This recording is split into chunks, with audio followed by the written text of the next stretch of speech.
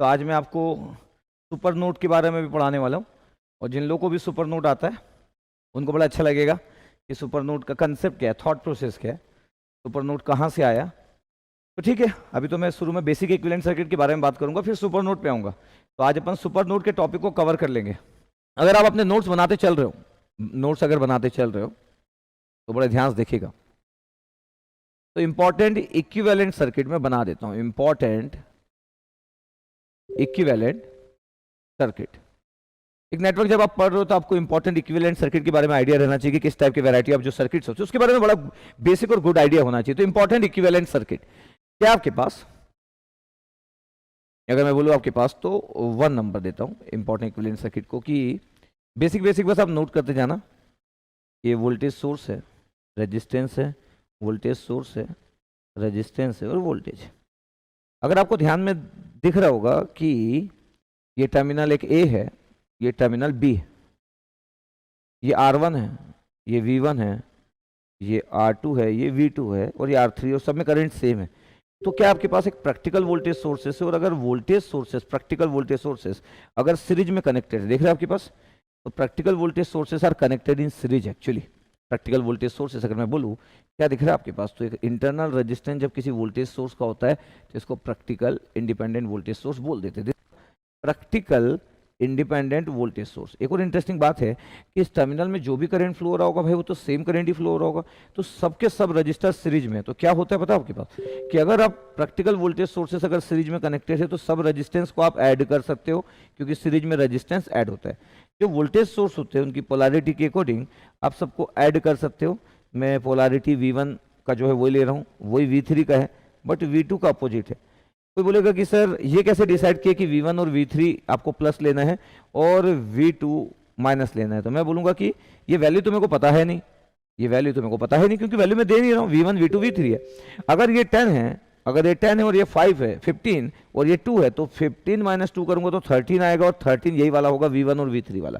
But suppose करो V2 अगर V1 plus V3 से ज्यादा है तो V2 का पोलैरिटी हो जाएगा। तो अभी नंबर हमारे पास है नहीं, तो V1 और V3 का जो पोलैरिटी था उसी को फॉलो किया, तो V2 के अपोजिट कर दिया। It's okay, no problem. तो हम बोलते हैं कि सीरीज में जब वोल्टेज सोर्सेस जब रहते हैं तो वो ऐड हो सकते हैं, डिपेंड्स अपॉन द पोलैरिटी। बड़ा बेसिक से मैं स्टार्ट करता हूँ। मेरा मेन हमेशा रहता है कि कितना इजी हो सकता है। एक इजी चीज़ों को कई बार लोग बड़ा कॉम्प्लिकेटेड करते हैं। बचपन से मैं जितने भी जगह पढ़ा हूँ तो मैं देखता हूँ कि अच्छे जो टीचर रहते हैं कई बार बहुत टफ है ऐसी बात करते हैं, जबकि इजी किया जा सकता है किसी भी चीज़ को। तो मैं बोल रहा हूँ कि independent, practical independent voltage source था, 3 वोल्टेज सोर्सेस को लिया, सीरीज में था, रेजिस्टेंस सिंपली ऐड हो गए, और वोल्टेजेस सीरीज में ऐड होते हैं, depends upon the polarity and magnitude.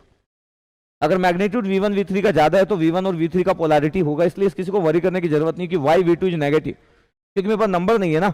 अगर मैं V2 के पोलैरिटी को फॉलो करता तो V1 और V3 को माइनस रख देता, तो V2 डोमिनेटिंग कर जाता। ओके चलो, इसका मतलब है कि V1 प्लस V3 का नंबर ज्यादा है, ये एज्यूम कर लिया अपन, इसलिए V1 और V3 का जो पोलैरिटी था उसी को कॉपी कर लिए। ठीक है भाई, ये तो बड़ा सिंपल हो गया।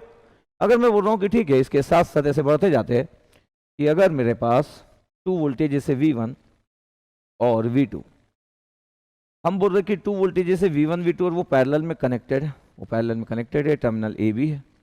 अब क्वेश्चन ये है कि हम जब बोलते हैं कि V1 और V2 पैरेलल में कनेक्टेड है तो हम बोलते हैं ना कि दोनों का वोल्टेजेस सेम होगा, तो V1 equal to he V2 होगा। क्यों हम बोलते हैं कि पैरेलल में वोल्टेजेस सेम होंगे? क्वेश्चन ये आता है कि क्यों हम बोलते हैं कि पैरेलल में वोल्टेजेस सेम होंगे। वो इसलिए बोलते हैं कि जब भी 2 एलिमेंट पैरेलल में होंगे और आप अगर किरचॉफ वोल्टेज लॉ लगा रहे होंगे, KVL, किरचॉफ वोल्टेज लॉ, तो आपको पता चलेगा किसी क्लोज लूप में अगर आप पूरा KVL लगा रहे हो तो -V1 plus V2 equal to 0, तो total voltage will be 0, that means the V1 equal to V2। इसलिए आप बोलते हो कि पैरेलल में वोल्टेज सेम होगा, बिकॉज अगर ये दोनों वोल्टेज अलग अलग हो गए तो किरचॉफ्स का रूल ही फॉलो नहीं करेगा। सपोज आप बोल दिए कि सर हम ऐसा बना देते हैं 10 वोल्ट, और सर एक और आपके पास है और आगे भी फिगर है और आपके पास सर 4 वोल्ट बना दिए, तो अब ये हम बोलते थे कि देखो ये पैरेलल में वोल्टेज अलग नहीं होता। क्यों अलग नहीं होता? बिकॉज अगर मैं KVL लगाऊंगा तो पता है क्या होगा, -10 प्लस 4 इक्वल टू 0 नहीं हुआ ना यार, इक्वल टू 0 नहीं हुआ। किसी भी क्लोज लूप में टोटल वोल्टेज 0 होना चाहिए। एक्चुअली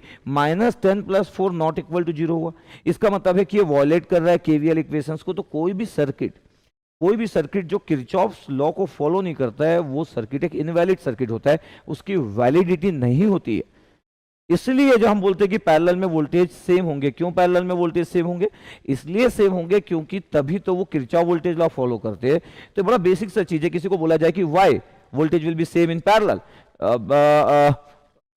होता है I don't know, we don't know. तो कई बार बड़ी बेसिक चीजों का आंसर नहीं पता होता है कि अगर कोई क्लोज पाथ है, एक पैरेलल में दो अगर टर्मिनल दो अगर वोल्टेज लगा दिए तो केवीएल लगाओगे तो total voltage will be zero ना, फॉर एनी क्लोज लूप। तो V1 should be equal to the V2। ये बड़ा बेसिक है, और अगर ये नहीं है तो ये जो किरचॉफ जो लॉ बना के चला गया, उसकी जो आत्मा होगी ऊपर वो देख रही होगी और बोल रही होगी कि अरे दो वोल्टेजेस आप अलग अलग कैसे ले लोगे, मैं पूरे रूल बना के इस दुनिया से चला गया तो आप अलग अलग कैसे कर सकते हो। तो किरचॉफ लॉ को जानना ही नेटवर्क है। एक्चुअली केवीएल लोगों को लगता है कि एक 11-12 वालों को भी आता है, केसीएल 11-12 वालों को भी आता है, लेकिन एमटेक करने वालों को भी ना एप्लीकेशन नहीं आता है। तो किरचॉफ लॉ बड़े इजी रूल है, लेकिन इसी से नेटवर्क बनता है। अगर ये वैलिड नहीं है तो नेटवर्क वैलिड नहीं है। इनकी अगर आपके पास वैलिडिटी का आप केयर नहीं करोगे तो नेटवर्क एग्जिस्ट नहीं करेगा। ओके, ठीक है। लोग कई बार इसलिए केयर नहीं करते क्योंकि एक इनवैलिड नेटवर्क तो किसी के पास होता नहीं है, इसलिए लोग कई बार केयर नहीं करते। तो बड़ा आपको ध्यान से सुनते जाना है चीजों को। तो मैं बोल रहा हूं कि पैरेलल में वोल्टेज सेम होता है because total voltage will be zero. तो केवीएल को सेटिस्फाइड करने के लिए वोल्टेज का सेम होना जरूरी है। चलो ठीक है, समझ आ गया आपको। ओके, थर्ड, अगर मैं बोल दूं कि देखो आपके पास एक वोल्टेज है, ये वोल्टेज, इसके साथ में पैरेलल में एक रेजिस्टेंस है, पैरेलल में एक रेजिस्टेंस है, ये टर्मिनल ए बी आपके पास ए बी, ये पैरेलल में वोल्टेज आपके पास है। और हम बोल देते कि क्या है, इस आर का वोल्टेज भी तो वी है। जब इस आर का वोल्टेज भी वी है तो कई बार बोला जाता है बुक वगैरह में कि आप ना उसके बिना भी अपना काम चला सकते हो। किसके बिना? उस आर को एलिमिनेट करके भी, उसके बिना भी आप काम चला सकते हो। लेकिन ये सब बुक में लिखा रहता है, मैं कभी नहीं बोलता कि किसी को ये रिडंडेंट एलिमेंट है, because is the ideal voltage source है, द आइडियल वोल्टेज सोर्स। ये एक आइडियल वोल्टेज सोर्स, और एक आइडियल वोल्टेज सोर्स अगर है उसके पैरेलल में कोई रेजिस्टेंस है तो रिडंडेंट एलिमेंट्स है, उसका कोई यूज नहीं होता। लेकिन मैं बता चुका हूं कि जो एलिमेंट का यूज नहीं होता है उन एलिमेंट को आप रिमूव करोगे तो कभी भी आप प्रॉब्लम में फंस जाओगे। मैं इसलिए रिमूव कर दिया कि जस्ट टेक्स्ट बुक में और बहुत जगह ऐसा बना होता तो मैं बना दिया, बट पहले ही बता चुका हूं कि अपन किसी भी एलिमेंट को रिमूव नहीं करेंगे। हाँ, मेरे को ये पता है कि मेरे को आर का वोल्टेज चाहिए तो आर का वोल्टेज वी है बिकॉज वोल्टेज पैरेलल में सेम होता है। कभी कभी लोगों के माइंड में क्वेश्चन आ जाता है कि सर, कोई अच्छे स्टूडेंट जो रहते हैं उनको लगता है कि सर आप ये बताओ सर, यहां से अगर आई करंट फ्लो होगा, ये आई करंट यहां से फ्लो होगा तो सर आर से भी तो आई करंट फ्लो हो रहा है, तो सर ये तो सीरीज हुआ ना सर, ये तो सीरीज हुआ। और जब ये सीरीज हुआ सर तो ये प्रैक्टिकल वोल्टेज सोर्स क्यों नहीं हुआ? क्वेश्चन क्या होता है कि अगर ये सर सीरीज हुआ, करंट सेम है ना सर, तो अगर ये सीरीज हुआ तो सर इसको प्रैक्टिकल वोल्टेज सोर्स क्यों नहीं बोले? सर आप इसको आइडियल वोल्टेज सोर्स बोलते हो। सर ठीक है सर कि वोल्टेज दोनों का सेम है, यस सर दोनों का वोल्टेज सेम है, लेकिन सर दोनों में करंट भी तो सेम है। तो सर ये तो सीरीज भी हुआ, पैरेलल भी हुआ, तो आप इसको आइडियल बोल रहे हो, तो क्या इसको प्रैक्टिकल भी बोल सकते हैं? क्या इसको प्रैक्टिकल भी बोल सकते हैं? तो मेरा क्वेश्चन आप लोगों से, आप लोग बेसिक पढ़ रहे हो, मेरा क्वेश्चन आप लोगों से क्या, कि जब करंट सेम है तो आइडियल वोल्टेज सोर्स बोला, तो इसको प्रैक्टिकल वोल्टेज सोर्स क्यों नहीं बोल सकते? इसको प्रैक्टिकल वोल्टेज सोर्स क्यों नहीं बोल सकते हो? ये मेरा क्वेश्चन आप लोगों से।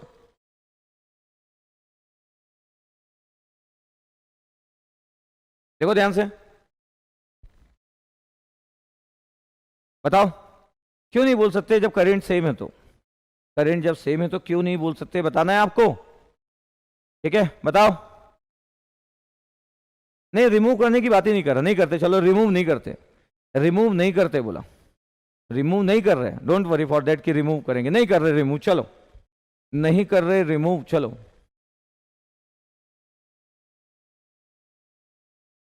नहीं कर रहे रिमूव।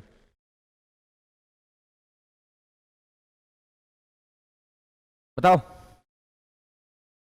देखो ध्यान से, बताओ क्यों नहीं करेंगे बताओ? इसलिए क्योंकि मैं यहां गलत लिखा हूं। क्या गलत लिखा हूं? मैं इस आई करंट को ये आई करंट भी लिख दिया, जबकि टर्मिनल ए बी है, और जब ये टर्मिनल ए बी में कोई करंट फ्लो नहीं होगा तभी करंट सेम हो सकता, नहीं तो टर्मिनल ए बी तो हवा में बना के रखा हूं, समथिंग इज देयर। यहाँ पे कुछ ना कुछ तो है ना, यहाँ पे कुछ ना कुछ तो है। तो अगर यहाँ से कोई करंट फ्लो हो रहा है, is the terminal A B is not open circuited. मैं कब बोला ओपन सर्किटेड है? थोड़ी कि सब ओपन कर दिया अपन, इज द टर्मिनल। तो यहाँ पे अगर कोई करंट फ्लो हो रहा है, सपोज करो is the I x current, तो इस आई में से ना आई एक्स करंट भी फ्लो होगा, तो आई प्लस आई एक्स करंट है ये, और आई प्लस आई एक्स करंट है तो दोनों में करंट अलग अलग है, तो सीरीज नहीं है। Is the ideal voltage source because इस आर का वोल्टेज भी वी है, तो इस आर को मैं एलिमिनेट कर सकता हूँ, करना नहीं चाहिए। करना नहीं चाहिए, क्योंकि ये ए बी टर्मिनल मैं कब बोला ओपन सर्किटेड है, मैं तो हवा में बना के रख दिया, तो कुछ ना कुछ आपके पास लोड टर्मिनल होगा, कुछ ना कुछ सर्किट होगा, एक्सटर्नल सर्किट होगा जो मैं बनाया नहीं, जो मैं बनाया नहीं। इसका मतलब है कि वहां से कोई करंट अगर फ्लो हो रहा होगा तब, अगर करंट नहीं आ रहा होगा ओपन सर्किटेड तब तो आपके पास वो सीरीज भी हो गया और वो पैरेलल भी हो गया, वो सीरीज भी हो गया, पैरेलल हो गया। बट इन जनरल किसी नेटवर्क के अंदर में जब पूरा सर्किट बना होता है तो आपके पास हर टर्मिनल से करंट फ्लो होते रहेगा भाई, और जब हर टर्मिनल से करंट फ्लो होते रहेगा तो यहाँ पे करंट आई एक्स प्लस आई है, तो सीरीज नहीं हुआ बिकॉज करेंट्स आर डिफरेंट, दोनों का करंट डिफरेंट है आपके पास, तो आइडियल वोल्टेज सोर्स है ये वी, और मैं बोलता हूँ इसको अपन नेग्लेक्ट कर सकते हो, और देखो आपके पास ए बी बना दिया। लेकिन अब ये फिगर आपके पास कब सही नहीं है, अगर मैं बोलूं कि बताओ उस वी में करंट आई था, लेकिन देखो इस ए बी टर्मिनल से करंट अगर आई एक्स फ्लो हो रहा है, तो देखो अगर आपके पास वी के क्रॉस में अगर मैं पावर की बात करूं या इस वोल्टेज सोर्स में करंट की बात करूं तो ये फिगर इक्विवेलेंट नहीं होगा। हाँ इतना कंफर्म है कि आर का वोल्टेज वी, आर का वोल्टेज वी है। अगर मेरे को और किसी चीज की जरूरत अगर पड़ रही है तो फिगर गलत है, अगर मेरे को वोल्टेज सोर्स में करंट फाइंड आउट करना है फिगर रॉन्ग है, बट बुक में बना रहता है इक्विवेलेंट सर्किट के नाम से, नीट नहीं है, लेकिन फिर भी मैं बता दिया क्योंकि बहुत सारे लोग टीचर लोग जो पढ़ाते तो इतना बता देते, लेकिन वो लोग स्टोरी की बात नहीं करते। लाइक अगर मेरे से कोई बोले कि सर ये 10 वोल्ट है, ये 10 वोल्ट है, इसके पैरेलल में सर 2 ओम है, यहां पे सर 3 ओम है, ये 2 ओम है सर, ये 3 ओम है, बताइए सर कि यहाँ पे 2 ओम का वी वोल्टेज कितना होगा, is the V naught is the extended terminal, तो मैं बोलूंगा पैरेलल में वोल्टेज सेम होता है तो इसका वोल्टेज 10 वोल्ट हुआ, फिर बोलूंगा कि 3 ओम से जो करंट जाएगा वो 2 ओम से करंट फ्लो होगा, तो दोनों सीरीज में तो डिवाइडर रूल लगा सकता हूं, तो आपका आंसर आ गया।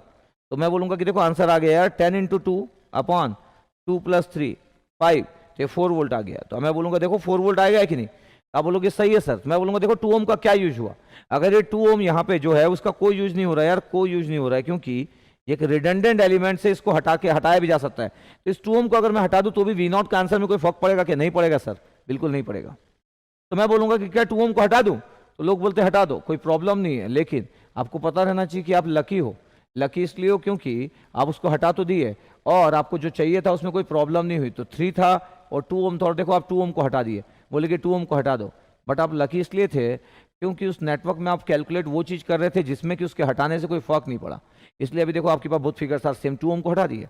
बट आपको ये क्लियर है, क्या क्लियर है, क्लियर ये रहे कि अगर में से कोई बोल दे कि इस वोल्टेज सोर्स में करंट अगर आपके पास फाइंड आउट करना है, इस वोल्टेज सोर्स का करंट कितना है या इसका पावर कितना है, वोल्टेज सोर्स की करंट की बात करते हैं, पता आपको अगर ओरिजिनल फिगर ये है तो 10 वोल्ट अपॉन 2 ओम, पता आपके पास ये 5 एम्पियर करंट है, 5 एम्पियर ये इस वाले में, और 10 इधर यहाँ पे 10 है और 10 डिवाइड बाई 5 है, तो पता है 2 एम्पियर करंट है, इज द 2 एम्पियर करंट, ये 2 एम्पियर करंट है।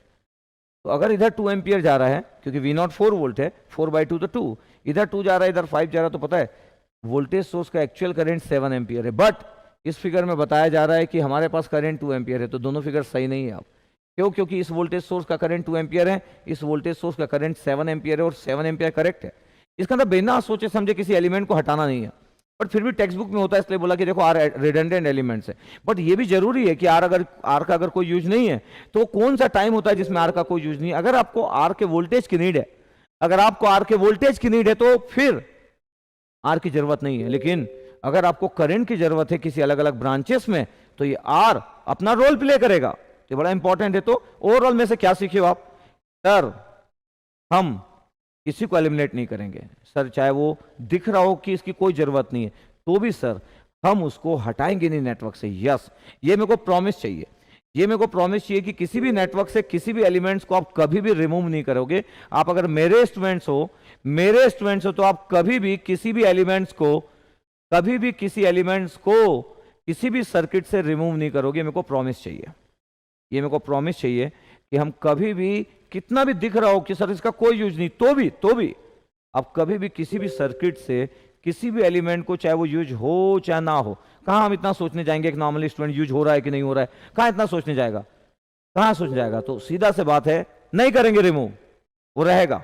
तो प्रॉमिस चाहिए मेरे को कि हम नेटवर्क से कभी भी रिमूव नहीं करेंगे किसी भी एलिमेंट्स को, ठीक है, यस।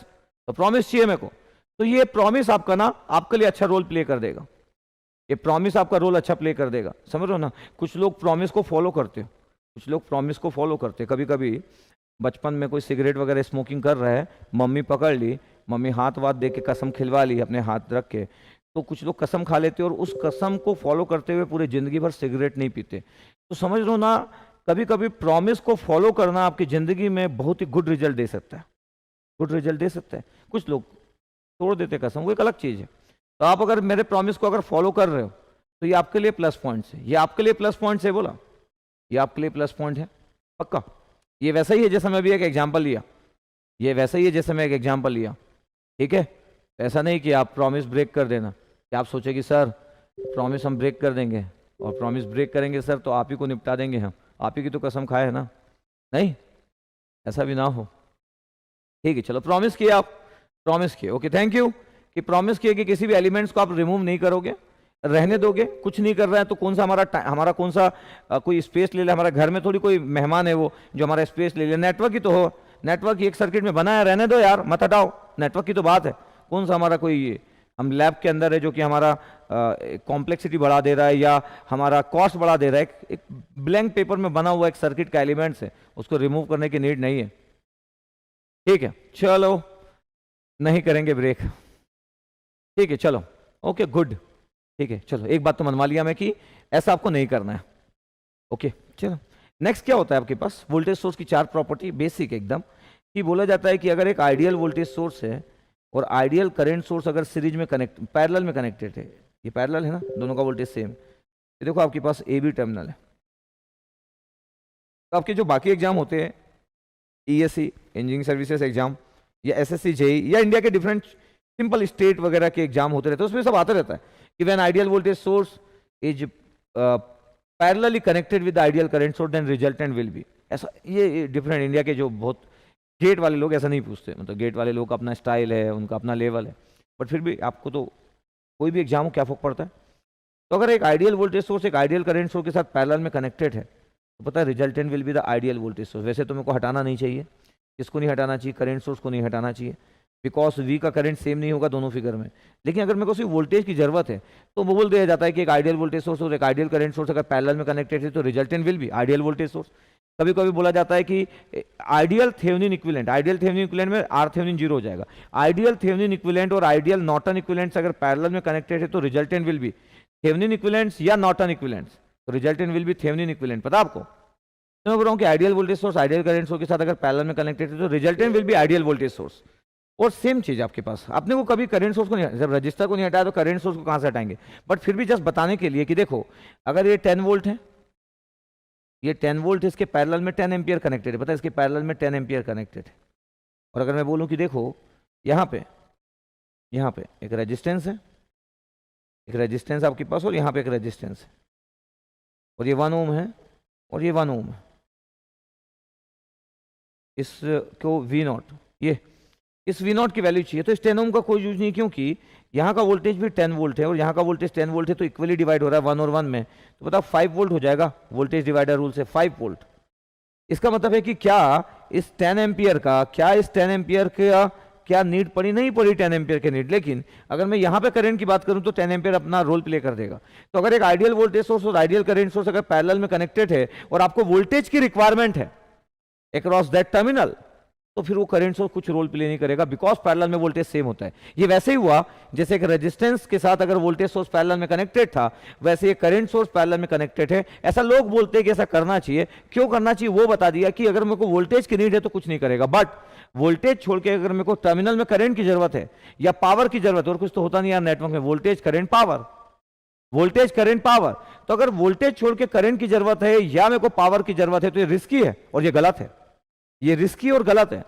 तो बस मेरे को जस्ट बताते जाना है, मेरे को ये भी बताते जाना है कि क्यों लोग बोलते हैं, तो लोग वोल्टेज की बात करते हैं इसलिए बोलते थे कि करंट सोर्स को आप एलिमिनेट कर दो, लोग वोल्टेज की बात करना पसंद करते हैं इसलिए बोलते हैं कि रेजिस्टेंस को एलिमिनेट कर दो। तो ये तो चॉइस हुई ना कि वोल्टेज की अगर मैं बात कर रहा हूं तब एलिमिनेट होगा, बट अगर मेरे पास चॉइस करंट की है, मेरे पास चॉइस पावर की है, तो आप ऐसा नहीं कर सकते। तो जस्ट मैं क्यों लिखवाया, इसलिए कि जो लोग बोलते हैं किसी बुक में लिखा रहता तो भाई आपको पता हो, ऐसा भी ना हो कि आप बोले अरे सर आप और कुछ बात करते हो, दुनिया और कुछ बात करती है, तो जस्ट इतना बेसिक है कि आपको आइडिया है।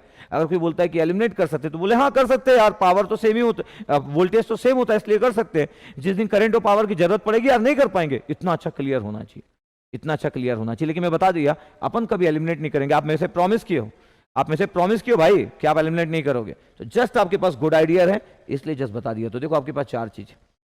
तो मैं बोला कि इंडिया के जो बेसिक जो एग्जाम होते हैं, स्टेट लेवल के एग्जाम होते हैं, तो लिखा रहता है कि ideal voltage source is parallelly connected with ideal current source, then resultant will be, option will be ideal current source, resultant will be ideal voltage source. लोग आइडियल करंट सोर्स का एग्जांपल देते हैं, पता क्यों देते हैं? आंसर क्यों? उनको लगता है कि करंट सोर्स और वोल्टेज सोर्स पैरेलल में है। पता नहीं उनके माइंड में कोई बताया कि पैरेलल में ना करंट डिवाइड होता है, तो इसलिए करंट आंसर पता नहीं, आई डोंट नो कि वो लोग पता नहीं कौन सा रीजनिंग क्रिएट करते, खुद का सेल्फ रीजनिंग क्रिएट करते, गलत टाइप का सेल्फ रीजनिंग क्रिएट करते। जबकि voltage source, resultant will B voltage source. देखो ध्यान से, देख लो ध्यान से बोला। तो मेरे पास ये फोर प्रॉपर्टी हुई वोल्टेज की। आपको इतना बेसिक आना चाहिए, इसमें कुछ बड़ी बात नहीं है। आपको छोटे छोटे जो डिटेलिंग है वो बड़ी इंपॉर्टेंट होती है कि छोटी छोटी डिटेलिंग आप कैसे करते हो। अगर आपकी डिटेलिंग ही वीक है तो आप कोई भी सब्जेक्ट पढ़ लो, अगर आपका नेटवर्क अच्छा नहीं है तो किसी काम का नहीं है आपका। आप जितने लोगों का भी सिलेक्शन नहीं होता है, जितने लोग भी डरते हैं, पता आपके पास उनके साथ प्रॉब्लम क्या है कि उनका नेटवर्क अच्छा नहीं होता है। और अगर नेटवर्क किसी का अच्छा नहीं है तो स्टोरी खत्म हो गई, फिर स्टोरी खत्म हो गई और फिर कुछ बचा ही नहीं। तो मैं बोल रहा हूं कि आपको जस्ट क्लियर ना हो, आपको जस्ट आइडिया हो कि अगर ऐसा रहेगा तो प्रॉब्लम नहीं होगी। तो नेटवर्क आपका अच्छा होना जरूरी है, मतलब वो कंपलसरी है कि नेटवर्क आपका अच्छा हो। अगर आपका नेटवर्क अच्छा नहीं होगा तो फिर आपको प्रॉब्लम होगी, फिर आपको प्रॉब्लम होगी। चलो तो इसको मैं हटा दे रहा हूं। अब क्या है मालूम, ये जो फोर चीजें लिखी हुई है, जैसे आप देख पा रहे हो कि ये फोर चीजें लिखी हुई है, अगर मैं इसको बोलूं कि सर क्या करो इसी में कुछ कुछ चेंजेस करो, तो मैं क्या करता हूं, 4 को 8 बना देता हूं। तो हटा नहीं रहा हूं, ठीक है, मैं नहीं हटा रहा हूं, मैं इसी में और इंपॉर्टेंट इक्विवेलेंट सर्किट बनाते जा रहा हूं। ठीक है, चलो ओके। अभी मैं देखता हूं कि देखो फिफ्थ प्रॉपर्टी पे आता हूं मैं, ध्यान से देखना बोला, फिफ्थ प्रॉपर्टी पे आ रहा हूं। क्या फिफ्थ प्रॉपर्टी? ये पूरी चारों प्रॉपर्टी वोल्टेज सोर्स की थी, पता आपको 1 2 3 4 लिखा, ये चारों प्रॉपर्टी वोल्टेज सोर्स की थी। मैं 4 को 8 बना सकता हूं। मेरे को करना क्या होगा पता है, मेरे को वोल्टेज सोर्स को ना, अगर मैं बोलूं कि यार ये वोल्टेज सोर्स की प्रॉपर्टी थी, तो मेरे को बोलना होगा कि चलो इसको ना करंट सोर्स की प्रॉपर्टी, तो मैं पूरे हटा देता हूँ, ज्यादा अच्छा होगा। अच्छा बेटा पूरा हटा ही देते, यहाँ से वो ऊपर का हेडिंग रहने देना, बाकी पूरा हटा दो। चलो मैं करंट सोर्स की बाकी 4 प्रॉपर्टी बता देता हूँ, करंट सोर्स की 4 प्रॉपर्टी बना देता हूँ, तो फिर आपको 4 प्रॉपर्टी नोट कर लेना, ठीक है ओके। तो देखो फिफ्थ वाले पॉइंट में मैं आता हूँ। फिफ्थ वाला पॉइंट क्या है कि प्रैक्टिकल करंट सोर्स जो होता है उसके पैरेलल में रेजिस्टेंस होता है, पैरेलल में ये R1 I1 देख सकते हो। एक और बना देता हूँ।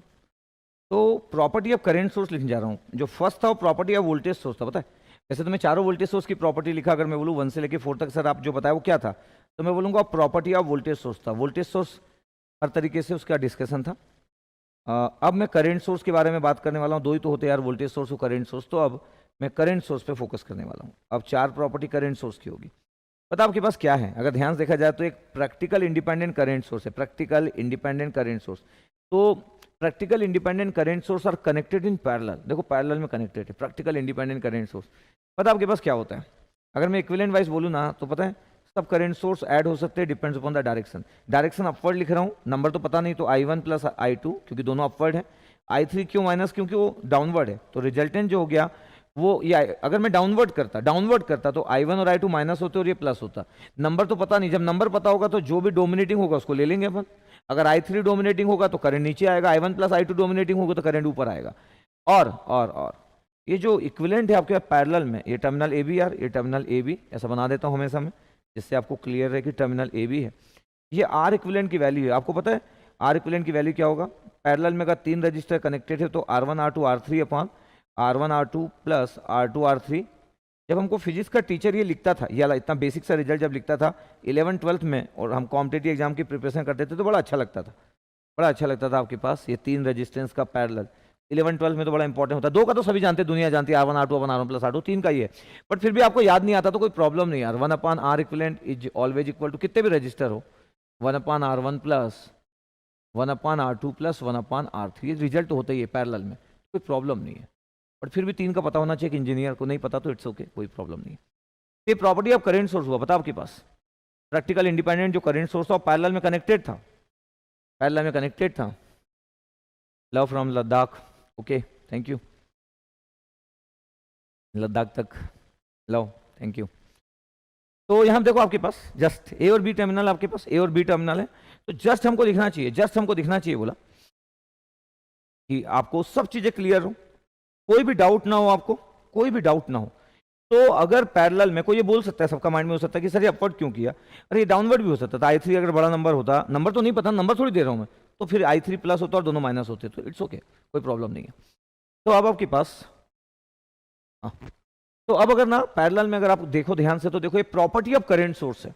अगर मैं बोलूं कि शुरू का 4 क्या था, प्रॉपर्टी ऑफ वोल्टेज सोर्स था। दो ही चीज तो होती है, वोल्टेज सोर्स और करंट सोर्स, और कोई सोर्स तो होता नहीं यार।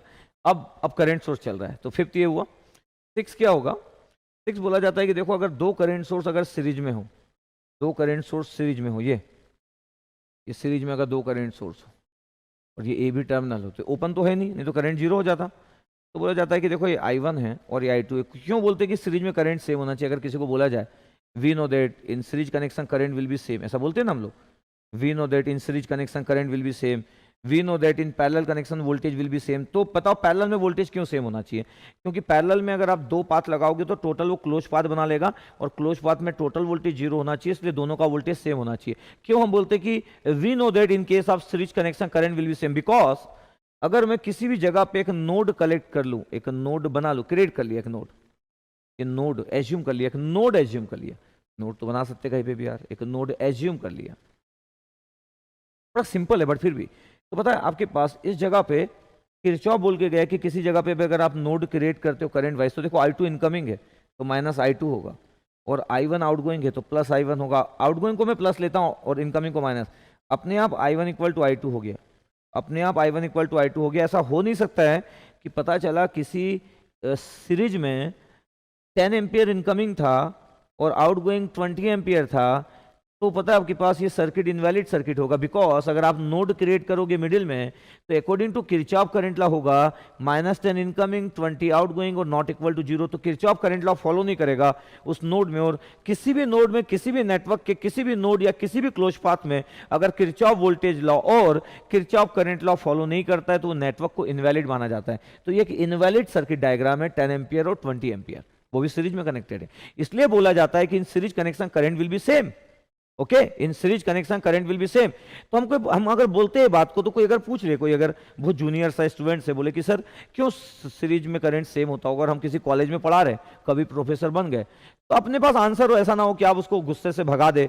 अब उसको नहीं पता सीरीज में करंट क्यों सेम होता है, तो आप एक नोट ले लेना और बोलना बेटा कि किरचॉफ्स लॉ को फॉलो करने के लिए करंट का सेम होना जरूरी है, अदरवाइज किरचॉफ्स ना नीचे आएगा और आपके अंदर पता चला कि उसकी आत्मा जो आपके अंदर घुस गई किरचॉफ्स की। तो जस्ट रेस्ट इन पीस में वो रहे।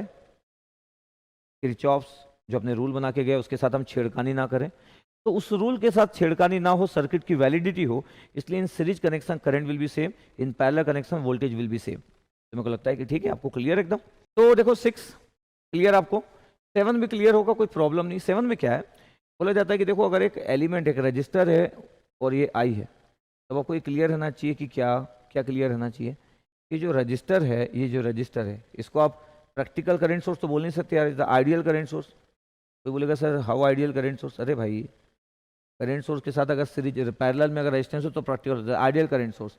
ये ए बी टर्मिनल है, तो कभी कभी बोला जाता है कि किसी आइडियल करंट सोर्स के साथ कोई रजिस्टर अगर सीरीज में है तो आप उसको एलिमिनेट कर सकते हो। हम नहीं करते, वो हमारा अपना खुद का प्लस पॉइंट है, हमारी जिंदगी का प्लस पॉइंट है कि हम उसको एलिमिनेट नहीं करते। हमको पता है कि क्यों, क्योंकि करंट दोनों में सेम है, लेकिन दोनों के वोल्टेज की बात होगी ना, तो फिर ये गलत है। दोनों अगर यहाँ पे पावर इन्वॉल्व कर दूं, this figure is wrong, voltage involve कर दूं, दिस फिगर इज रॉन्ग, तो फिर राइट कब होगा?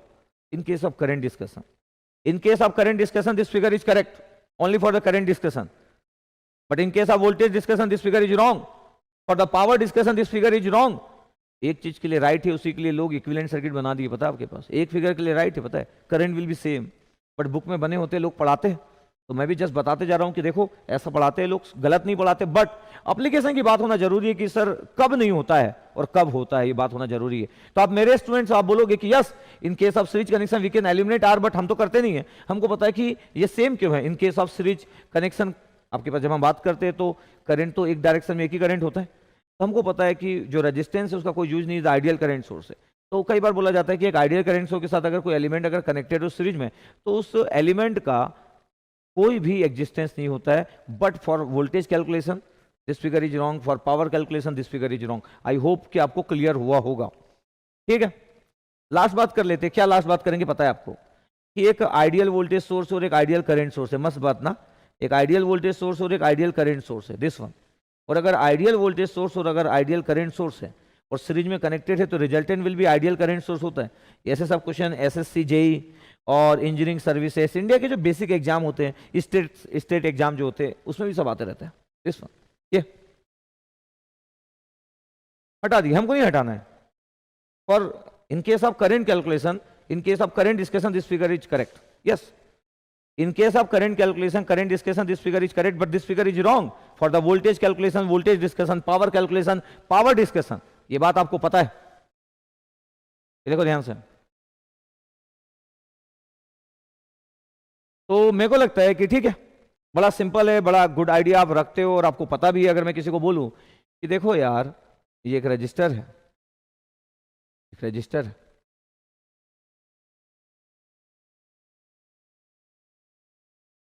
ये एक रजिस्टर है, यहाँ पे ये थोड़ा ना, ये फिगर इतना है। मैं बोलूँ कि देखो ये 10 एम्पियर, ये 10 ओम, ये 10 ओम, और मैं बोलूँ कि ठीक है ये 5 ओम, 5 ओम, ये, और मैं बोलूँ कि ये देखो V0 है, तो extended terminal, open circuited terminal होते हैं, तो 10 एम्पियर करंट फ्लो हो रहा है, पूरा का पूरा 10 एम्पियर करंट इज फ्लोइंग। यहाँ से कितना करंट फ्लो हो रहा है? 10 एम्पियर, तो V0 की वैल्यू कितना हो गया? 50 वोल्ट हो गया। मैं बोलूँगा देखो इसका कोई यूज हुआ क्या? No use, N.U, no use. अगर मैं बोल दूं कि देखो अगर यार ये अगर वोल्टेज सोर्स है आपके पास 10 वोल्ट और ये 10 एम्पियर सीरीज में कनेक्टेड है, तो देखो, तो आप बोलोगे कि हाँ सर इस वोल्टेज सोर्स का कोई यूज नहीं अगर फिगर से में, because we want current sir, actually we want current, और अगर if we want current then V0 is equal to the 5 into 10, that means the 50 volt. Again, there is no use of this 10 volt source, there is no use of this resistor, because we want only current sir, current, तो no use, no use। But आपको eliminate नहीं करना है, क्यों? क्योंकि अगर मैं यहाँ पे पावर की बात करूंगा, this resistance is very important. अगर मैं यहाँ पे वोल्टेज की बात करूंगा, ये अपना रोल प्ले करेगा। यहाँ पे मैं अगर वोल्टेज की बात करूंगा, ये अपना रोल प्ले करेगा। पावर की बात करूंगा, अपना रोल प्ले करेगा। कब इसका रोल नहीं है? जब we are discussing current across this terminal और दिस ब्रांच।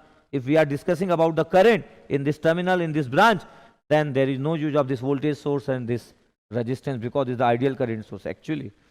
ठीक है, 50 वोल्ट, 50 वोल्ट। तो मेरे को लगता है कि कुछ भी प्रॉब्लम नहीं है, बड़ा सिंपल था, बड़ा इजी था। ओके, तो क्या इंपॉर्टेंट पार्ट में चालू करने जा रहा हूं।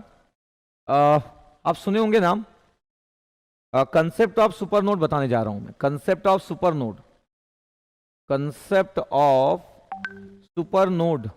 चलो अब कंसेप्ट ऑफ सुपर नोड बताने जा रहा हूं मैं। यस, इसमें मैं 3 स्टार डालता हूं। Concept of super node, super node को देख के ही कई बार लोग, सुपर नोड बोलने से ही लोग परेशान हो जाते हैं कि सर ये सुपर नोड है, सुपर नोड है, कब लगाना है, क्यों लगाना है, नहीं पता।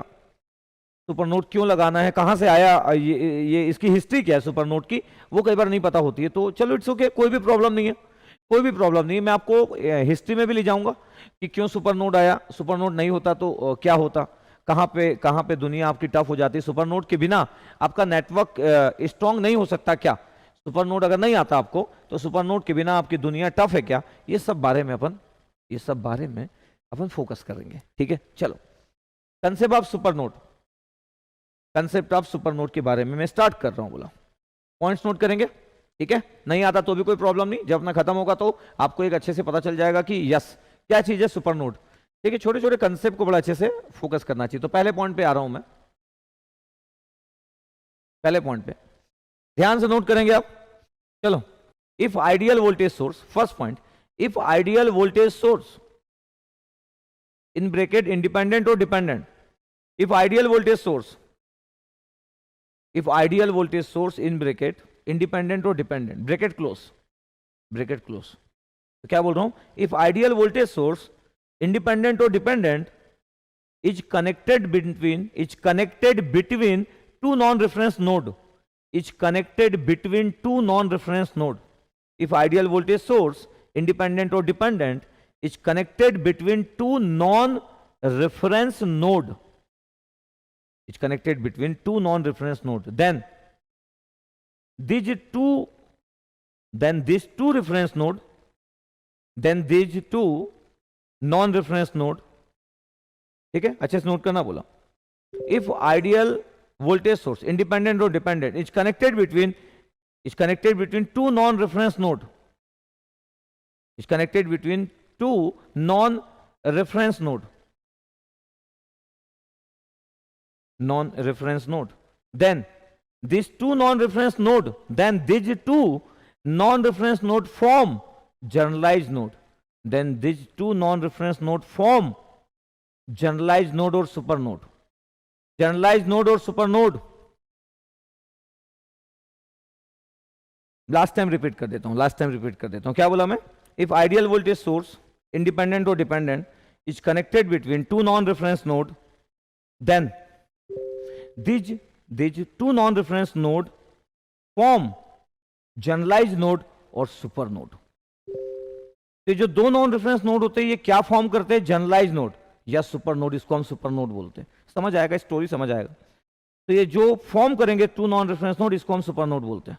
यस, ओके, कोई भी प्रॉब्लम नहीं। Super node has no voltage of its own, super node has no voltage of its own, इसका खुद का कोई वोल्टेज ही नहीं होता। Super node has no voltage of its own, super node has no voltage of its own. Third point, super node requires the application of both KVL and KCL. Super node requires the application of both. Super node requires the application of both KVL and KCL. Super node requires the application of both KVL and KCL. KVL and KCL. ठीक है। Fourth point, the voltage inside supernode, the voltage inside supernode provides equation, the voltage inside supernode provides equation which is necessary for calculation of node voltages। the voltage source, the voltage ऐसा लिख सकते हैं, the voltage inside supernode provides equation which is necessary for calculation of node voltages, necessary for calculation of node voltages।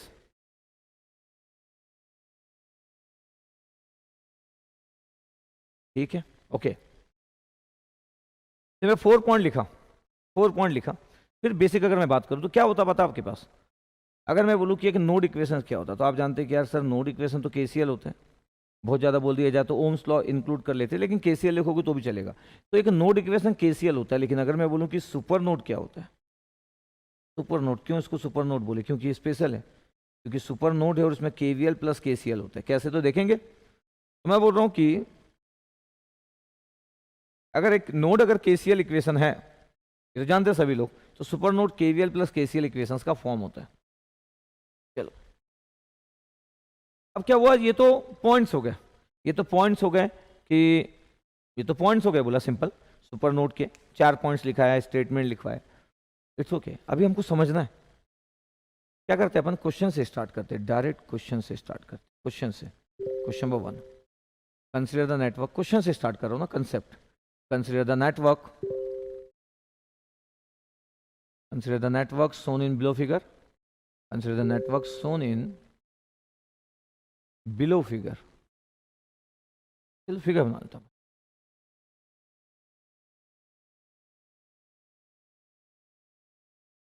Ten volt बड़ा favourite number है, तो 10 volt लेना पसंद करता हूँ मैं। 1 ओम, 2 ओम, एक और वोल्टेज सोर्स डाल देते हैं अपन, ये 3 ओम लिख लेते हैं, ये 3 ओम, ये 2 ओम, ये 4 ओम ले लेते हैं,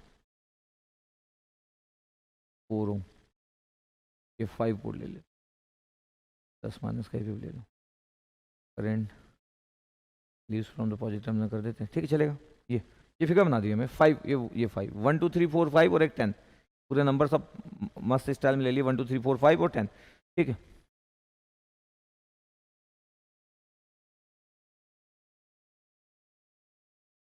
the power delivered by 5 volt source in watts is। ठीक है, चलो क्वेश्चन बना दिया ना, अपन डिस्कशन करेंगे, हम क्वेश्चन बना दिया। ये मैं आई की वैल्यू भी पूछ सकता था,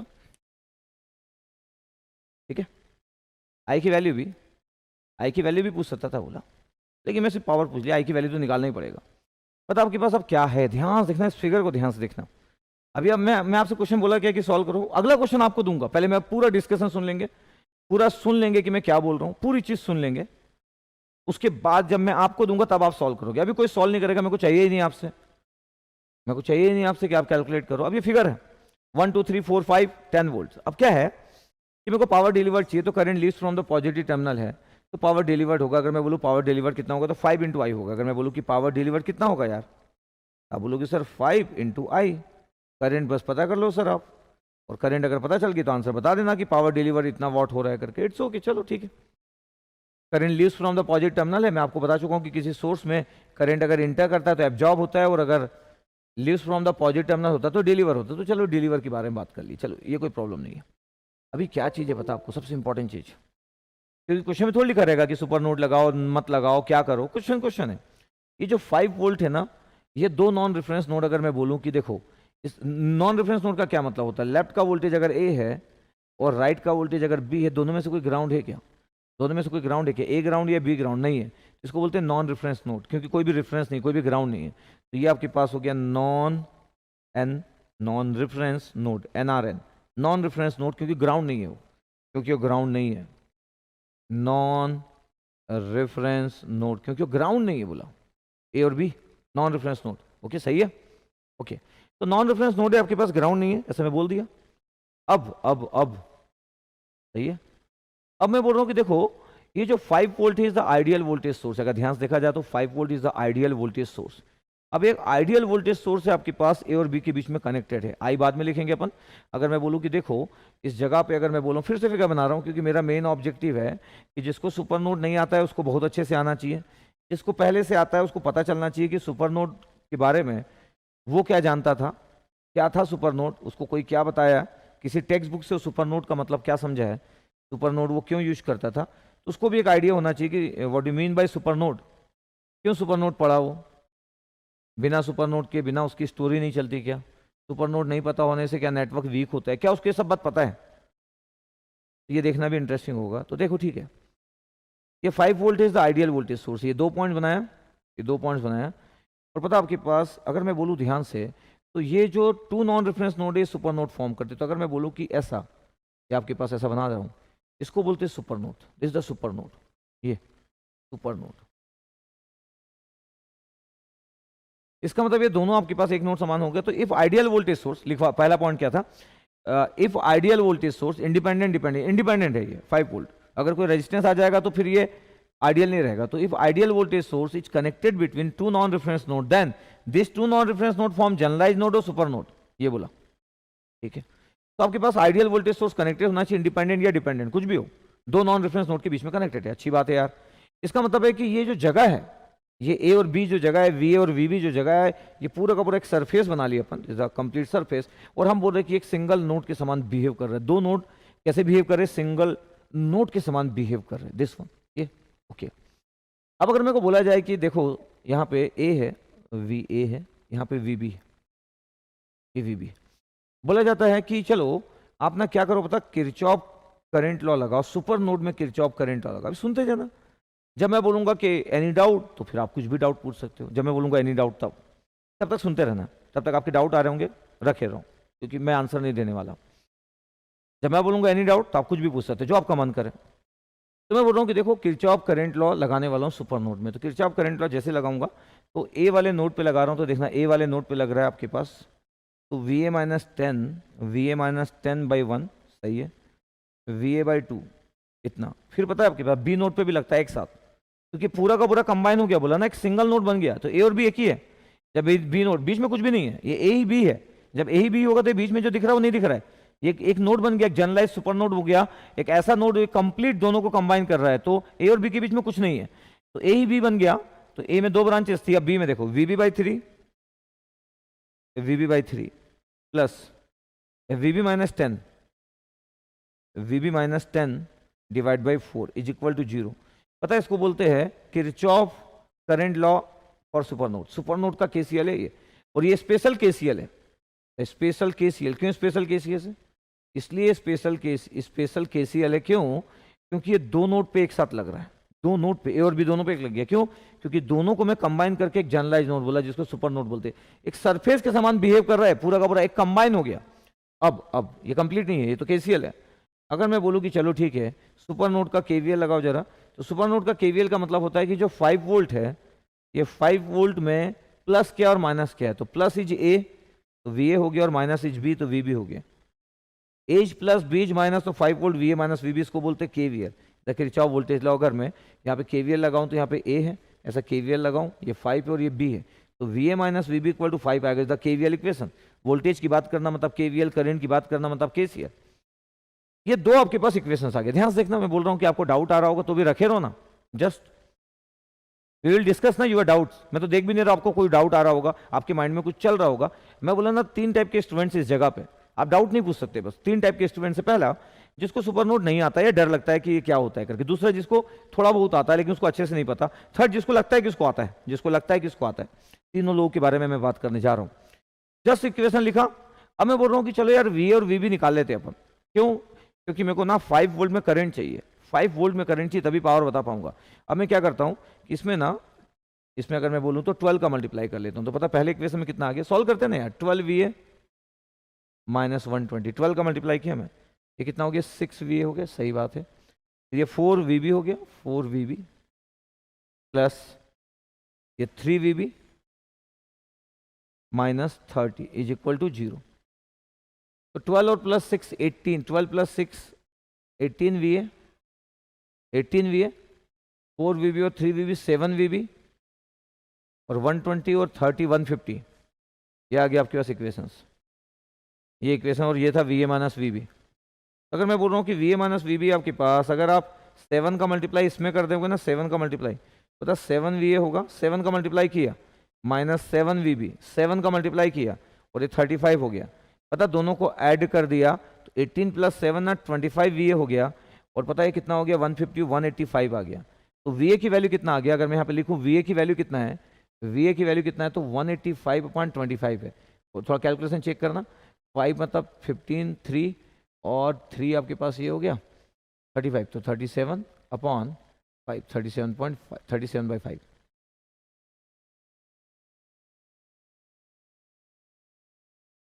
7.4 वोल्ट आ रहा है, चेक करना एक बार। 7.4 वोल्ट वी आ रहा है, 7.4 वोल्ट वी आ रहा है। बोला मैं क्या किया, ये वी था, यहाँ पे था आपके पास 12 का मल्टीप्लाई किया, 7 का मल्टीप्लाई इसमें किया और ऐड कर दिया, वी इतना आ रहा आपके पास 7.4 वोल्ट। अगर मेरे को वी भी निकालना रहता तो क्या करता मैं, अगर मेरे को ये वी भी कैंसिल आउट किया, अगर मेरे को वी ए कैंसिल आउट करना होता तो मैं 18 का मल्टीप्लाई करता, 18 का मल्टीप्लाई करता आपके पास, और यहाँ पे इतना आ जाता आपके पास 18 V A plus 7 V B था। या फिर मैं किसी में भी पुट कर सकता हूँ, बोला किसी में भी पुट कर सकता हूँ। अगर मेरे को 7.4 पता है तो 5 इक्वल टू, अच्छे से देखना, 5 equal to 7.4 minus V B, तो वी बी की वैल्यू कितना हो गया 7, तो 2.4 आ रहा है भाई, 2.4 वोल्ट आ रहा है। एक बार चेक कर लेते हैं अपन, एक बार आप बता देना, बस आप इतना बता देना कि सही है कि नहीं, क्योंकि कैलकुलेशन मिस्टेक हो जाता है ना, कभी कभी सॉल्व करता हूँ मैं, और फास्ट सॉल्व करते हैं, कभी कभी वहीं पे रहते हैं तो कैलकुलेशन मिस्टेक हो जाता है। तो ठीक है, कैलकुलेशन मिस्टेक हो सकता है, तो जस्ट मेरे को आप एक बार श्योर कर देंगे कि कैलकुलेशन मिस्टेक। और कोई डाउट नहीं पूछ सकते आप, और कोई डाउट नहीं पूछ सकते, बस ये बता सकते हैं कि सर सही है, वी ए 7.4 वोल्ट और वी बी 2.4 वोल्ट सही है सर। बस मेरे को सुनने में इंटरेस्ट है कि सही है कि कुछ मिस्टेक हो गया, बस इतना, और कोई डाउट नहीं पूछ सकते बस। तो वी और वी बी की वैल्यू आप बता देंगे कि yes sir yes sir yes sir, कुछ मिस्टेक तो नहीं हुआ, तो बस इतना बता देंगे, कुछ गड़बड़ तो नहीं हुआ। 5 में से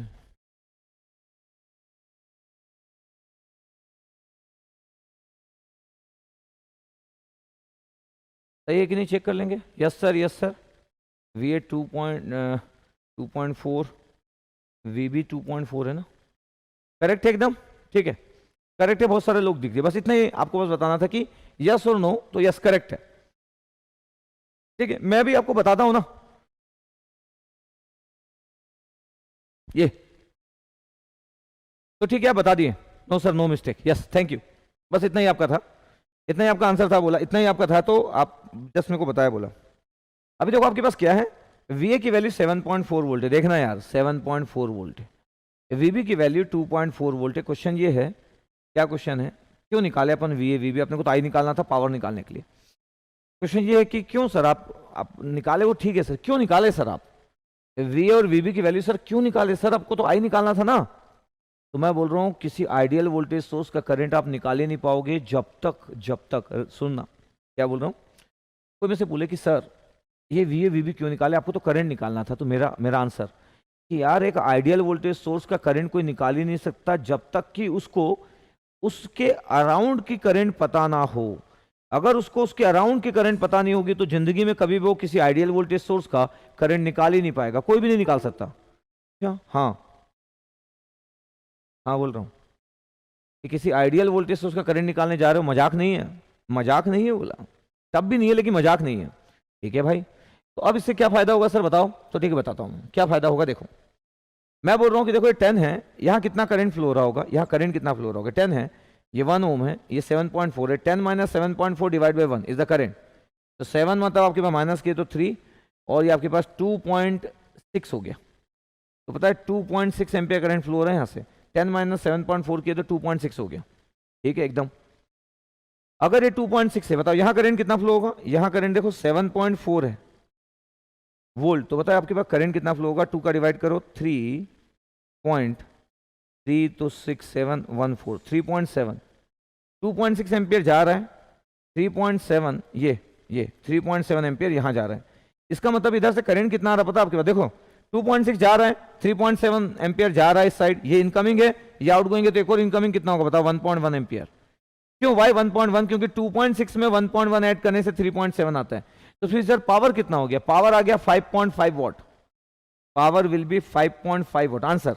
चलो आंसर के लिए तो पढ़ नहीं रहते अपन, फॉर्मेलिटी थी, आंसर को कंप्लीट कर लिया अपन, फॉर्मेलिटी जो थी अपन आंसर को कंप्लीट कर लिए, आंसर के लिए तो पढ़ नहीं रहते। हाँ बस, तो ये 1.1 कैसे पता चला, बिकॉज सर 2.6 एम्पियर इनकमिंग है और एक आउटगोइंग 3.7 एम्पियर है, तो सर ये तो सर मतलब मेरा बेटा भी ऐड कर लेगा कि 1.1 एम्पियर ऐड करने से नंबर 3.7 एम्पियर होता है, मेरा बेटा भी ऐड कर लेगा, बोला कि 2.6 में कौन सा नंबर ऐड करूं कि इस 3.7 बन जाए, तो मेरा बेटा भी ऐड कर लेगा कि 1.1 एम्पियर आना चाहिए पापा, तो दोनों को ऐड करने से 3.7 होगा, तो मैं मान लिया कि आपको पता चल गया 1.1 एम्पियर, ठीक है, पावर भी पता चल गया।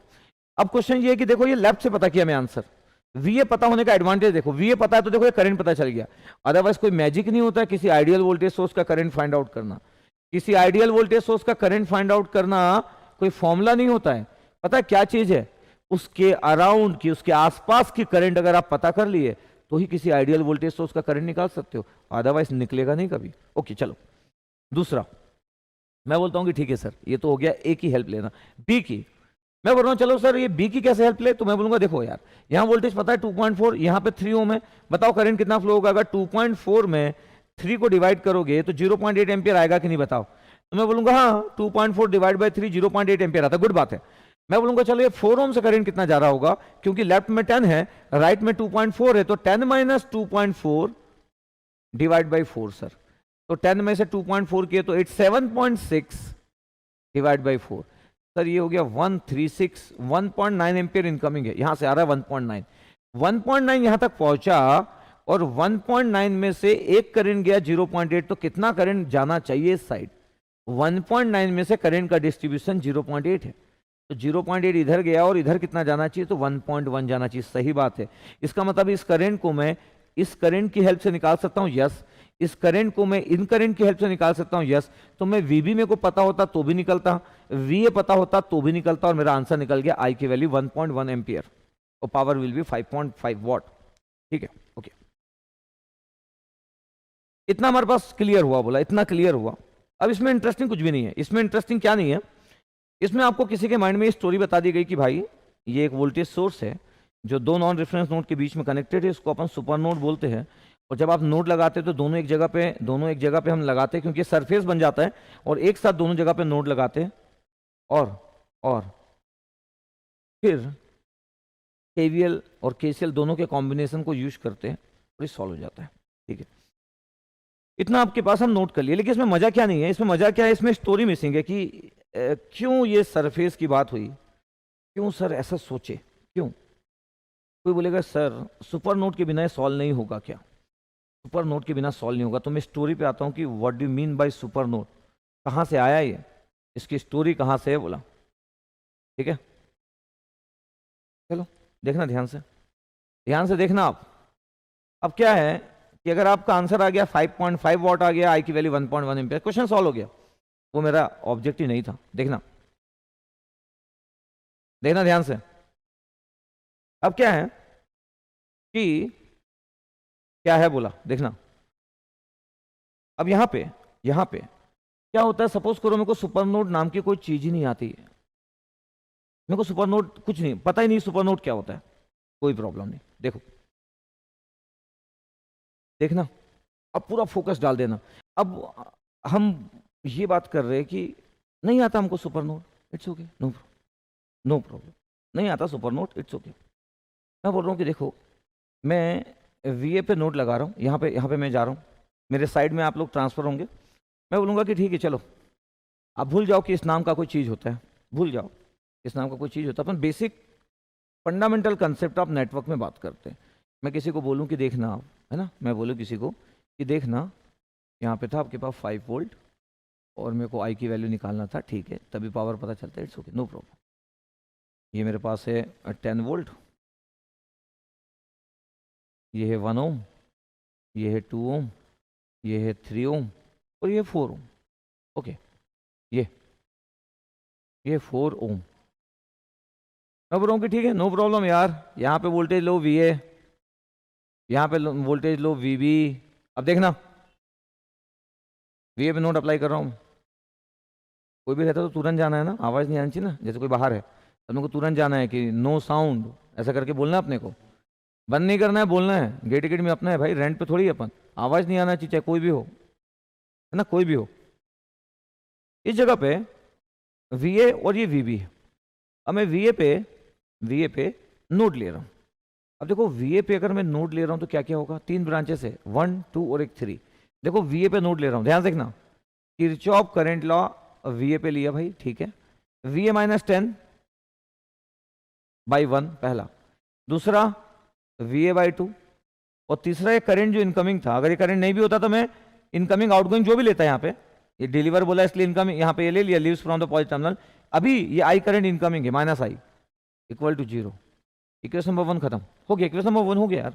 वीए पे 3 ब्रांच है, ये और ये हो गया, VA -10/1, VA/2 और आई इनकमिंग हो गया। चलो VB पे नोट लेते हैं, VB/3, सही बात है, VB -10/4 और एक आई का है, आई क्या है, आई करंट लेते हैं यार, KCL लगा रहे करंट, आई आउटगोइंग को मैं प्लस लेता हूँ। 2 नोड इक्वेशन है आपके पास, एक ए पे और एक बी पे, एक ए पे और एक बी पे। मैं बोलता हूँ कि मस्त क्या करो पता, आप 1 + 2 कर दो। जब आप 1 + 2 करोगे तो क्या होगा पता है, VA -10/1, VA/2, ये आई कैंसिल आउट हो गया और क्या हो गया पता है, VB/3 प्लस VB -10/4 = 0। ये आया आपके पास थर्ड इक्वेशन 1 और 2 को ऐड करने के बाद। इस थर्ड इक्वेशन को लोग बोलते हैं या दुनिया बोलती है KCL ऑफ सुपर नोड, इसको बोलते हैं लोग KCL ऑफ सुपर नोड। इस थर्ड इक्वेशन, ये थर्ड इक्वेशन को बोलते हैं KCL ऑफ सुपर नोड। पता आपके पास क्यों सुपर नोड के बारे में इतना बोला गया है, क्यों सुपर नोड को टॉपिक बनाया गया, जबकि सुपर नोड कुछ होता ही नहीं है, सुपर नोड कुछ होता ही नहीं पता है, लेकिन तो भी सुपर नोड को बहुत बड़ी बात करते पूरे इंडिया में। सुपर नोड सब लोग डिस्कस करते हैं, कुछ लोग डरते भी है, सुपर नोड इतनी बात कोई करता है कि कुछ लोग डरते भी है, कुछ भी नहीं है। क्या पता है, क्या पता है, ए पे नोड लिए 1 2, ये वोल्टेज सोर्स था, ideal voltage source, current incoming outgoing जो लेना ले लो, डिलीवरी एब्जॉर्ब कुछ भी कर सकता है। ऐसा नहीं कि ऐसे लेना था, मैं ऐसा भी ले सकता था।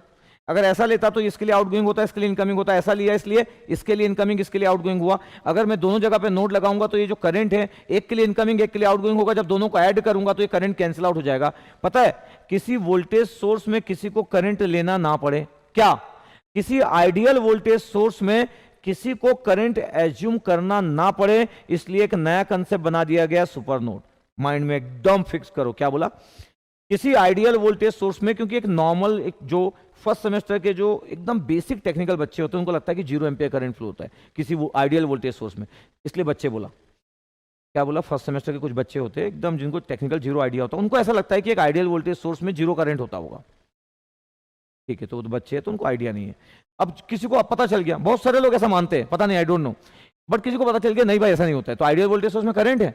पता है किसी आइडियल वोल्टेज सोर्स में करंट को एज्यूम करना इतनी आसान बात नहीं है नेटवर्क में, मेरे अकॉर्डिंग तो बहुत ही आसान है, लेकिन फिर भी लोग मानते हैं कि आसान बात नहीं है किसी वोल्टेज सोर्स का करंट लेना, और सच में आसान बात नहीं मानते कुछ लोग, इसलिए सब लोग एक सुपर नोड का कंसेप्ट बनाए। पता है किस लिए?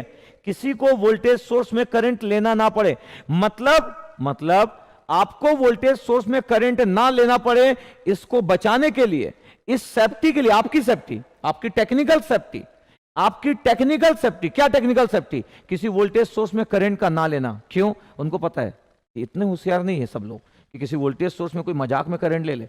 अगर कोई किसी वोल्टेज सोर्स में मजाक में जिस दिन करंट लेना पड़ेगा ना, तो वो फिर ये सामने प्लेटफॉर्म पे खड़ा होगा, फिर तो वो हीरो है ना टेक्निकल।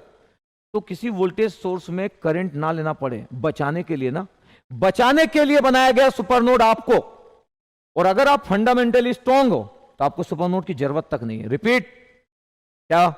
अगर आप नेटवर्क में फंडामेंटली स्ट्रांग हो तो आपको इस रूल की जरूरत नहीं है। सुपरनोड कुछ बड़ी चीज नहीं होती है।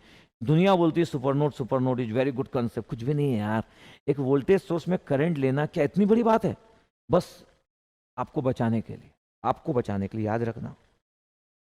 अगर आप फंडामेंटली स्ट्रांग हो तो आप ले लोगे वोल्टेज सोर्स में करंट, इनकमिंग आउटगोइंग जो लेना है, क्योंकि वोल्टेज सोर्स एब्जॉर्ब डिलीवर सब करता है, ये ले लिया आप करंट, ये इसमें इनकमिंग इसमें आउटगोइंग, दोनों में नोड लगाओ, ऐड कर दो यार। ऐड करने के बाद ना ये करंट और ये करंट कैंसिल आउट हो जाता है, और जो दोनों करंट होते हैं इसी को किरचॉफ करंट लॉ बोल देते, सुपर नोड का, इसी को किरचॉफ करंट लॉ बोल देते। और ये जो 5 वोल्ट है वो वी और वीबी में डिस्ट्रीब्यूटेड है, प्लस वी और माइनस वीबी। तो सेकंड तो सिंपल, ये जो केसीएल रूल है। और सोच लो कि इसको एग्जाम वाले लोग भी बड़ा मानते हैं, मतलब एग्जाम में तो कभी कभी ना नोड इक्वेशन पूछा गया इस जगह पे, बताओ कौन सा नोड इक्वेशन करेक्ट है। इंजीनियरिंग सर्विसेज 2012 के पेपर में ऐसे ऑप्शन थे 4। मैं सोचा क्या बात है यार, मतलब सुपर नोड को एग्जाम वाले लोग भी मानते हैं कि बड़ी चीज है। सोचो बड़ी चीज है तो क्या माइंड में समझ आया आपको कि जिसका फंडामेंटल कंसेप्ट क्लियर है, सुपर नोड कुछ नहीं होता, मजाक है। रिपीट, सुपर नोड मजाक है। एक वोल्टेज सोर्स में करंट को ना लेना पड़े किसी को, आपको बचाने के लिए एक नया कंसेप्ट बना दिया गया। कितना कोई आपको बचा पाएगा सोचो। तो डिफरेंट टाइप के रूल बना के आपको कोई बचा नहीं पाएगा। इसलिए इंपॉर्टेंट है कि जंप मारो उसके अंदर। गए भाई हम, और देखे अपन कौन सी बड़ी बात है।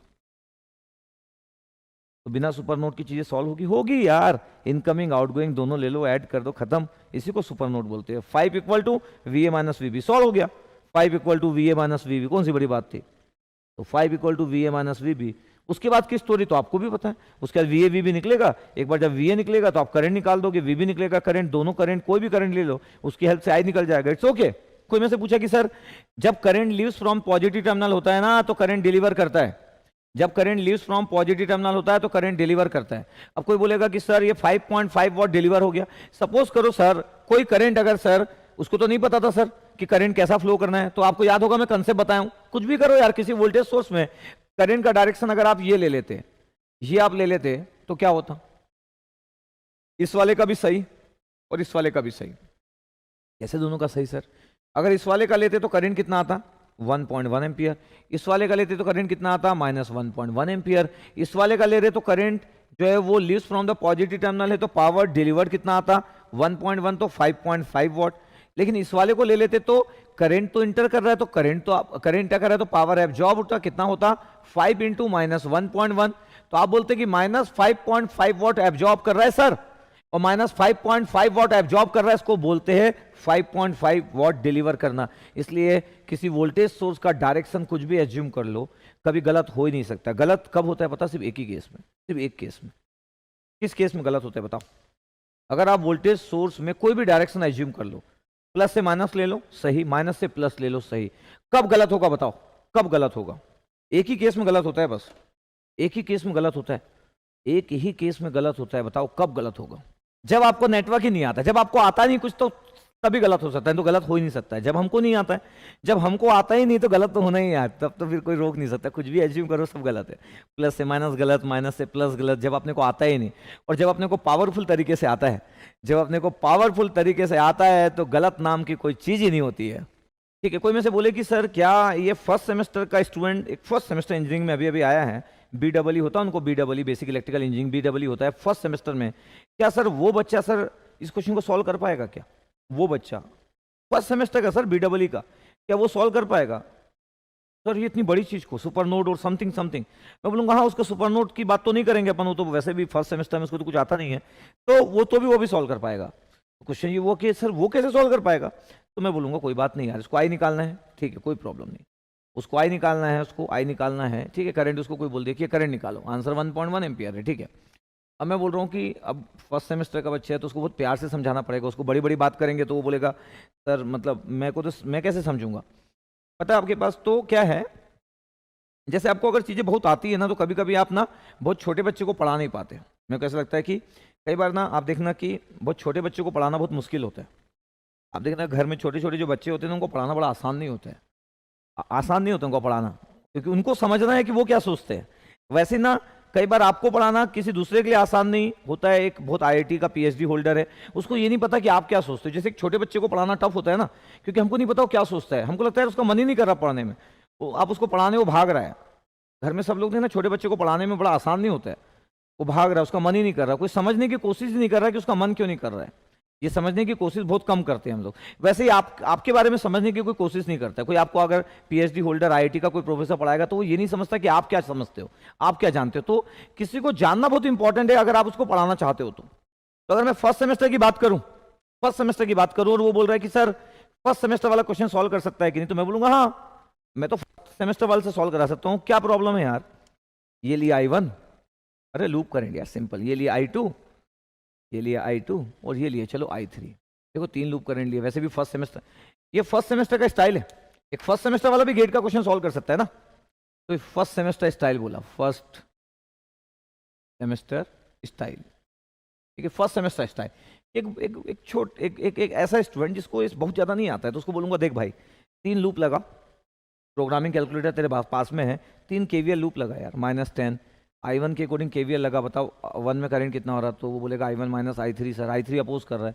फिर 2 में करंट लगा तो 2 में वो लगाएगा I1 - I2। मैं बोलूँगा ठीक है, ठीक है सर 0 हो गया। मैं बोलूँगा देखो 2I1 और I1 कितना हो गया, 3I1, ठीक है, -2I2 -I3 = 10, इक्वेशन नंबर 1। चलो बोलूँगा कि चलो अब दूसरे वाले में KVL लगाओ, तो 2I2 - I1, ये KVL लगाया, ये +5 है, +5, फिर ये कितना है 3I2, हो गया उसका इक्वेशन खत्म। सेकंड वाला बोलूँगा कितना है भाई, तो -2I1 2I2 और 3I2 5I2 = -5, इक्वेशन नंबर 2 आ गया। उसके बाद बोलूँगा चलो थर्ड में KVL लगाते हैं। थर्ड में तो 1 में करंट है I3 - I1, बोलेगा ठीक है सर 4 में I3 है, 4 में I3 है। बोलूँगा चलो इधर लगा यार, -5 = 0, क्या आया सर -I1 आया, 5I3 आया, = 5 आया।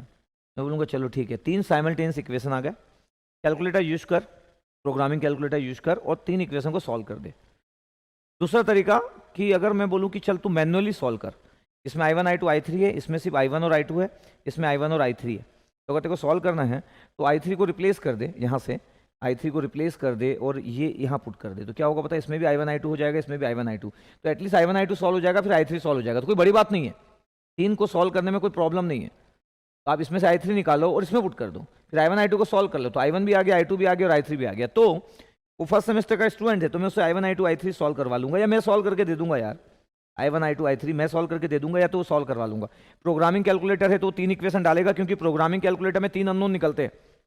प्रोग्रामिंग कैलकुलेटर केसीओ का जो मोबाइल बोल रहा है यार आपका कैलकुलेटर, उसमें 3 अननोन निकलते हैं और ये मैन्युअली भी सॉल्व किया जा सकता है। चलो मेरे को I1 I2 I3 की वैल्यू बताओगे, आप बताओगे यार, फर्स्ट सेमेस्टर वाला सॉल्व कर सकता है तो आप तो बता ही सकते हो। और क्रेमर्स रूल की जरूरत नहीं है, डिटर्मिनेंट मेथड जो होता है उसको क्रेमर्स रूल बोलते हैं, वामसी कृष्णा जो लिखे उसको क्रेमर्स रूल बोलते हैं।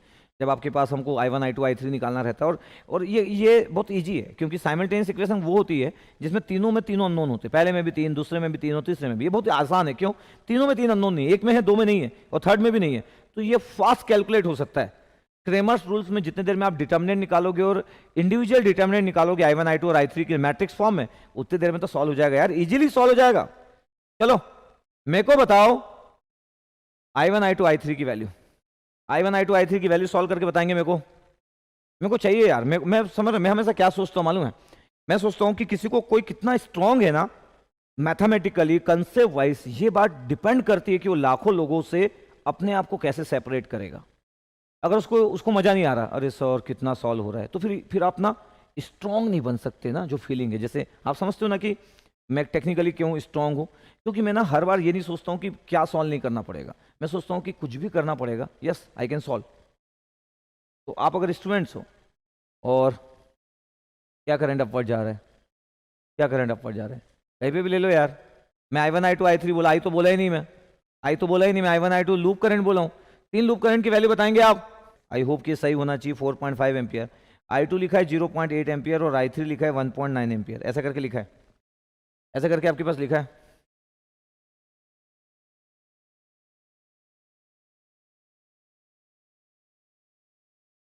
क्या प्लस 10 आएगा यार, -10 आएगा। मैं केवीएल में ना पहला टर्मिनल लिखता हूँ भाई, मेरे को मेरा केवीएल फॉलो करना पड़ेगा, the my style of the KVL, the my style of KVL. आपका स्टाइल अगर अपोजिट है तो आप अपोजिट सॉल्व करो, केवीएल के 2 स्टाइल होते हैं, माई स्टाइल। पता आपके पास, बताओ इस आई की वैल्यू क्या होगी, बताओ ये आई कैसे फ्लो रहा है, I is the branch current. अगर मैं बोलूँ कि ये I3 क्या है, is the loop current, loop current यार, L dot C is the loop current, I1 I2 I3 is the loop current. ये आई क्या है, I is the B dot C, the branch current. I is the branch current, I1 I2 I3 are the loop current. तो branch current की value, I की value, जो branch current की value है, branch B dot C is the branch current, I current flow रहा था B से A तक। बताओ I3 और I2 दो इन्वॉल्व है इसके अंदर, इस वाले B से A में दो इन्वॉल्व है, I1 तो है ही नहीं, बट I1 के बिना सॉल्व नहीं हो सकता था। तो बताओ I2 क्या कर रहा है, इस ब्रांच करंट को अपोज कर रहा है कि सपोर्ट कर रहा है, अपोज कर रहा है। I2 करंट ना A से B जा रहा है, जबकि ब्रांच करंट B से आ रहा था। ये जो I3 करंट वो भी B से आ रहा है, तो I3 सपोर्ट कर रहा है। I3 loop current, I3 L dot C loop current minus I2 loop current, क्योंकि I2 अपोज कर रहा है और I3 सपोर्ट कर रहा है। पता है 1.9 और 0.8 का डिफरेंस क्या होता है, पता है 1.1 एम्पियर। तो मैं फर्स्ट सेमेस्टर वाले से भी क्वेश्चन सॉल्व करा लूंगा, गेट का क्वेश्चन, कोई बड़ी बात नहीं है। मैं तो बोल रहा हूं ना कि मैं फर्स्ट सेमेस्टर वाले से भी सॉल्व करा सकता हूं, फर्स्ट सेमेस्टर वाले से भी सॉल्व करा सकता हूं। बोला 3 लूप करंट में किसी को प्रॉब्लम हो ही नहीं सकता, अगर आप 11-12 क्लास के भी स्टूडेंट्स हो तो कोई प्रॉब्लम नहीं है। 11-12 क्लास वालों से भी मैं सॉल्व करा लूंगा। तो आई होप, मेरे को लगता है कि आप अगर लूप करंट भी सॉल्व कर रहे हैं I1 I2 I3, तो branch current terms of loop current निकालना रहेगा, 1.1 ampere, the first semester style. Question लिख रहे हैं अपन, consider the network, consider the network on in below figure.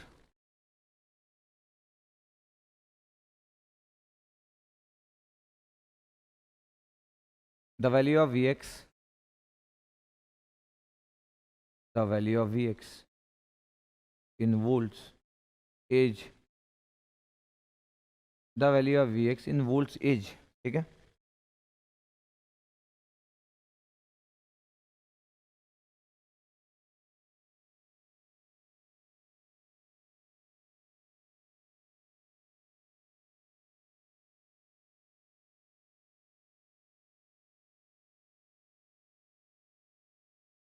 ये डिपेंडेंट सोर्स है, +2 - 0.2 Vx 80 ओम,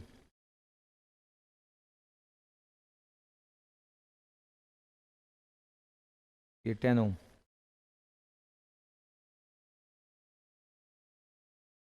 ये 60 वोल्ट, ये 10 ओम, ये 60 वोल्ट 10 ओम 80 ओम 0.2 Vx 100 वोल्ट। ये क्वेश्चन है, Vx की वैल्यू आप बताने वाले। चलो अच्छा क्वेश्चन आपके लिए, तो चलो आपके पास कुछ लोग आंसर वगैरह निकाले कि सर ये आंसर आएगा, ये आंसर आएगा, ये आंसर आएगा, ऐसे करके आंसर निकालना चालू किए, ठीक है। अब आपके पास क्या है कि अगेन अगर मैं बोलूँ कि देखो 2 नॉन रेफरेंस नोड है, एक ये वाला, इसका वोल्टेज Vx है और इसका वोल्टेज नहीं पता, ये भी ग्राउंड नहीं है, सपोज करो इसको Vy मान लो, एक एक्स है तो एक Vy मान लो, अच्छा लगेगा।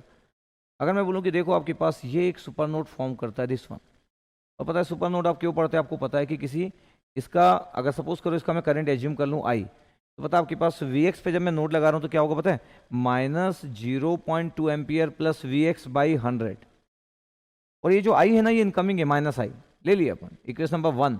फिर अगर मैं बोलूँ कि वी वाई पे नोट लगा रहा हूँ तो वी वाई डिवाइड बाई 80, अच्छी बात है, V Y divide by 80, V Y minus 60, V Y minus 60 divide by 10, और ये जो आई था वो आउट गोइंग है, प्लस आई इक्वल टू 0।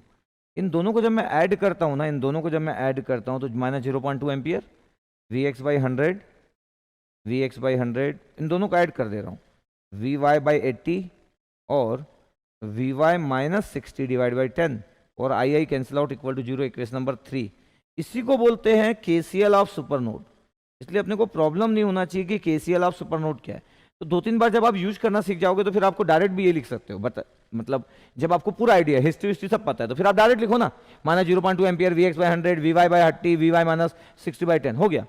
दूसरा इंपॉर्टेंट इक्वेशन की 0.2 वी एक्स इक्वल टू क्या है, सबसे इंपॉर्टेंट जो है वो है 0.2 वी एक्स इक्वल टू क्या है, तो क्या प्लस वी एक्स, क्या माइनस वी वाई, तो वी वाई की वैल्यू आ गया 1 माइनस 0.2, 0.8 वी एक्स, ये आ गया equation number 4।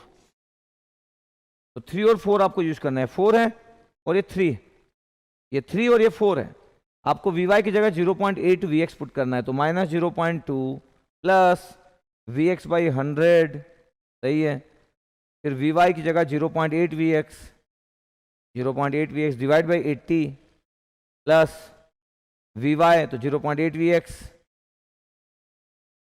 Minus 60 divide by 10 equal to 0।